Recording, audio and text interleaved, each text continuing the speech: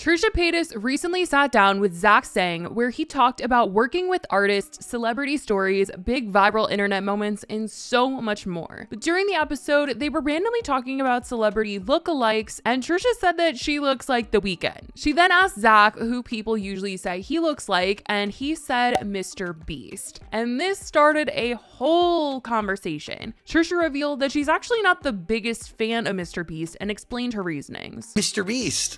Oh no! Have you interviewed him? I wish. I'm not a fan. What?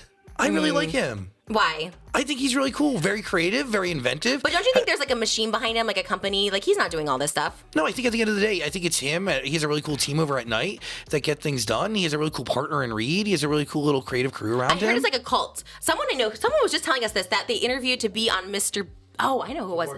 To work there, and you had to like live on the compound in like Atlanta or wherever they're at. Oh wow! And you couldn't leave. Oh, interesting. I mean, maybe that's where he does his work. He has his probably soundstage. But why can't you leave? Studios. Why do y'all have to live together? I mean, is that true? Yeah, this guy's a reputable person. I don't think he'd make it up. It wasn't like an interview. He told me, he's just like, yeah, I did an interview one time for Mrbeast. I was like, oh. So Mrbeast is sitting down with people and being like, you can only work for me, but you're stuck here. Yes. You can never leave my campus. Yes. That's really believable. Allegedly. She did also throw in there that she might just be saying this because she's jealous because he's popped off and she felt like she had never really popped off the way Mrbeast had, but she did have other feelings as to why she didn't really like him. Zach was defending him though, trying to say that he's a really good guy, he's done a lot for people, and he seems to know what he's doing, unlike some other creators in the past who have taken things way too far in order to keep things entertaining. Trisha said that she felt like he was comparable to David Dobrik, but Zach was trying to explain why that wasn't the case here. I think that the more outrageous you are, the more strategic you are with your thumbnails, the more strategic you are with your headlines. And ultimately, the way you get to be more outrageous is by putting more money into things. And that garners views. And I think, you had Jeff Wittick here the other day. I think he sadly has been a victim of what that is gone wrong. Yeah. And that should be a reminder to people. I think that's why I correlate Mrbeast with David Dobrik. He reminds me of like a new David Dobrik or something. Because I don't think they do the same thing. They like give cars away and Teslas. No, I think Mrbeast genuinely changes people's lives while also creating captivating content and really has a brand of substance. And, I think two totally different people who have built careers on two totally different pillars. But when you really look at what Beast is doing, it's totally different. It's this idea that like YouTube can be bigger than life and you could help normal people in the process, and it could be incredibly entertaining and funny. Mrbeast just recently hit 200 million subscribers on his main channel, which is such an insane number to think about. He obviously has a lot of eyes watching him, and in order to keep this growing audience, he's been trying to level up his content along the way. He's put so much money into his videos, grown his team, studied the algorithm. He's probably the creator with the most knowledge of the algorithm with the way that he studies it so hard. And for the most part, he's stayed out of drama. There's been things here and there that have been said, but he hasn't been in any major scandals, and he seems to understand that in the process of trying to be entertaining and outdo himself, he needs to be careful and not put people in harm's way in order to get the next viral video. He was recently asked about how he is able to not take things too far, unlike some other creators in the past where viewers and the pressure to be entertaining led them to dangerous stunts and putting people in danger. And it seemed like they were directly asking him how he stops himself from becoming David Dobrik. And his answer probably would put Trisha at ease. Model X over some hill. I think Dobrik did that. Some other person was swinging somebody on a crane. Maybe you could talk a little bit about restraint and understanding, like, hey, even though this is going to get a lot of views, and maybe some of your contemporaries, I won't give the specific names of people, but they've done some really idiotic things and gotten hurt. Yeah. So how do you know when a conversation, and some of these ideas kind of maybe go over the line? Yeah. Well, I mean, the obvious answer is common sense. So. Great, okay.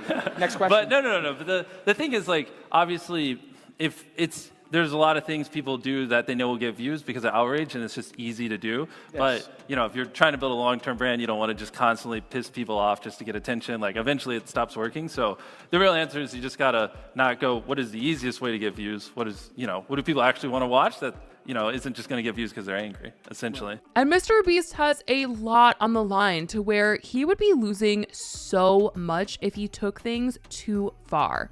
he has expanded his brand far beyond most creators and even recently announced his brand Feastables as the official sponsor of the Hornets. He tweeted, "Feastables is the official sponsor of the Hornets. I love basketball, so it only makes sense for Feastables' first sponsorship to be with my home team." This deal is a first of its kind between an NBA team and a YouTuber. So like I said, there's a lot on the line for him, and Mrbeast is paving the way for future creators to come, or honestly any creator to break out of just the YouTube bubble. And obviously there are other YouTubers that have businesses and things, but I just feel like Mrbeast is really breaking down a lot of barriers. There's a lot of people that don't view YouTubers or influencers as potential businessmen and women, and he's been able to kind of prove like what YouTubers can do and what they're capable of. And he's making money moves. He's a businessman. He's trying to grow Mrbeast to be this huge thing, and it is huge. It's already huge, but it's just getting even bigger, honestly. But to keep growing it, to keep making things bigger, to keep those viewers coming back to his YouTube videos, people have talked about some of the ideas that he's thrown out there and that he's talked about on Twitter for future videos. And it seems like Trisha isn't alone in feeling like some things about Mrbeast are a little off, because some people weren't loving the ideas that he was throwing out there. Now, this isn't a scandal or anything, but it is just something that people have been talking about ever since Mrbeast tweeted out saying, "I messed up. I bought a random grocery store and told a random person I'd give him $10,000 every day he lives in it, and it's been weeks, and he shows no signs of ever leaving. I'm gonna go broke." He got some questions about it, with one person asking, "Alone, or is it still operating as a store as he's living in it? Haha." He said, "I blacked out the windows and locked it in. Haha." Another person wrote, "Weeks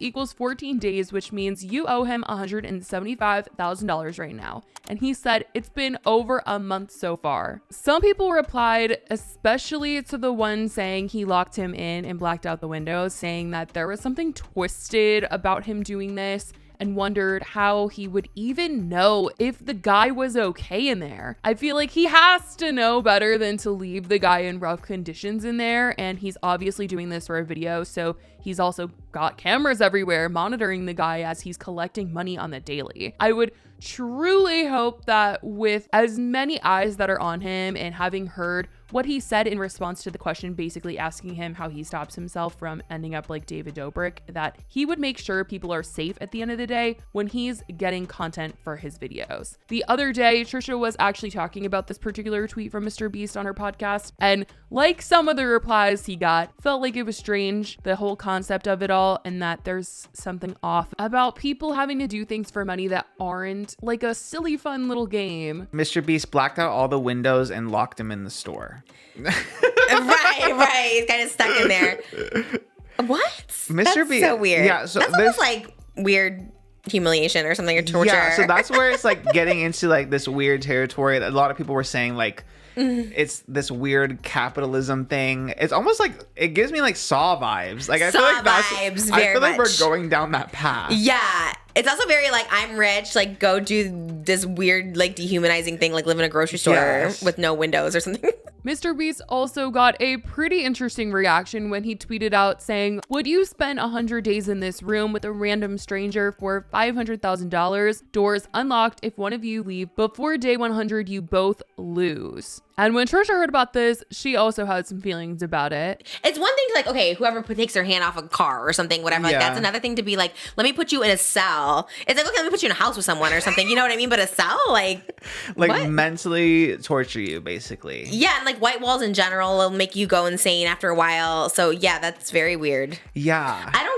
I always said this about Mrbeast too. I kind of like don't get it. I feel like this is a weird, and now this turn is becoming weird and odd, and I don't think he needs it. There's obviously something people love about watching a rich guy make people do stuff for money, because his videos get millions of views every single day. How far he's willing to keep it up is the question, but hopefully, like I said before, he's smart about how he's doing it all. But I want to know what you guys think about this whole conversation about Mrbeast and his content. Are you a fan? Are you feeling like how Trisha's feeling about all of it, that there's something a little off about the content? Obviously, people do love it and see nothing wrong with it, but there's always mixed opinions with everything. So let me know what you guys think in the comments. I love you guys so much, and I will talk to you in the next video. Bye, guys.